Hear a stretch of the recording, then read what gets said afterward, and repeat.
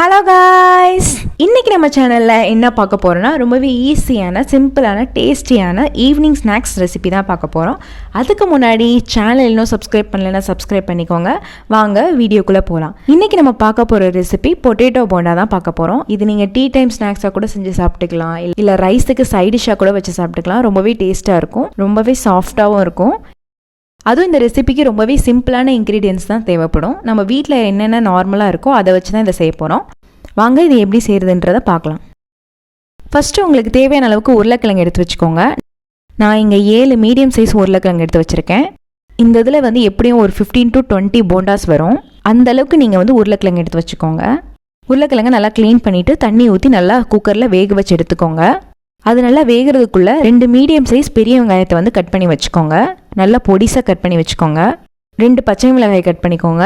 நீங்கள் வந்து காரம் நிறைய சேர்ப்பீங்கன்னா நீங்கள் ஒரு 4-5 கூட ஆட் பண்ணிக்கலாம். நான் வந்து இங்கே 2 தான் ஆட் பண்ணியிருக்கேன்.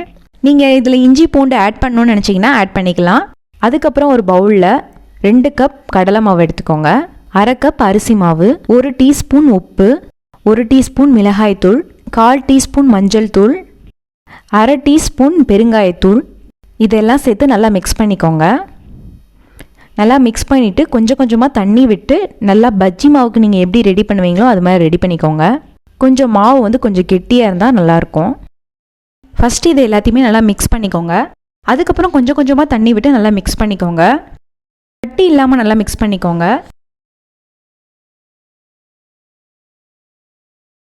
நல்லா கட்டி இல்லாமல் ஸ்மூத்தாக பேட்டர் ரெடி ஆயிடுச்சு. இது ரெடி பண்ணி அப்படியே வச்சுக்கோங்க. அதுக்கப்புறம் வேக வச்ச உருளைக்கிழங்கு நல்லா தோல் உரிச்சிட்டு நல்லா மேஷ் பண்ணிக்கோங்க.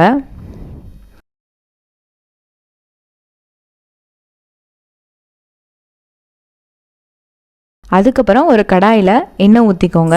எண்ணெய் நல்லா காஞ்சதும் கடுகு 1 டீஸ்பூன், சீரகம் 1 டீஸ்பூன், கருவேப்பிலை, கட் பண்ணி வச்சுருக்க வெங்காயம், பச்சை மிளகாய்,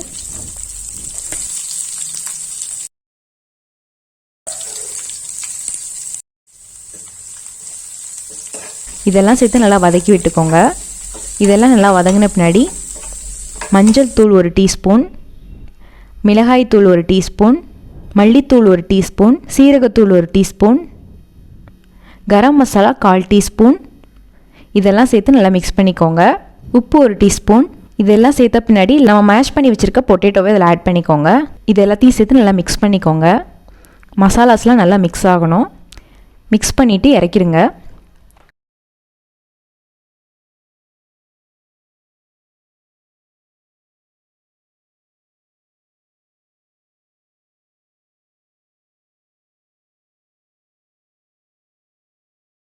லாஸ்ட்டாக கொத்தமல்லி இலை ஆட் பண்ணிக்கோங்க. இப்போ இந்த மசாலாவை ஒரு சின்ன லட்டு உருண்டை மாதிரி பிடிச்சிக்கோங்க.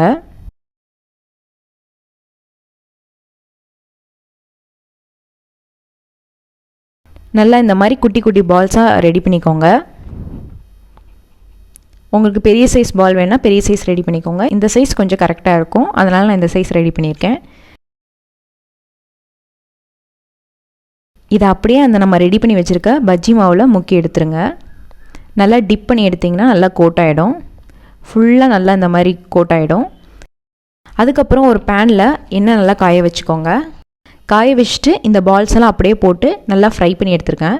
நல்லா டீப் ஃப்ரை பண்ணி எடுத்துருங்க, அப்போ தான் எல்லா சைடும் நல்லா வேகும்.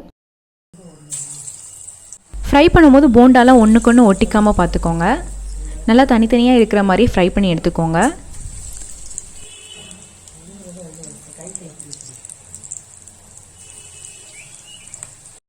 பாருங்கள், நல்லா வெந்திருக்கு.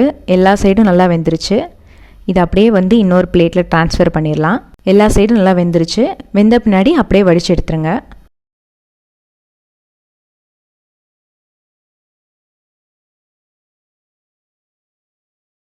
அவ்வளோதான், சுட சுட போண்டா ரெடி ஆயிடுச்சு.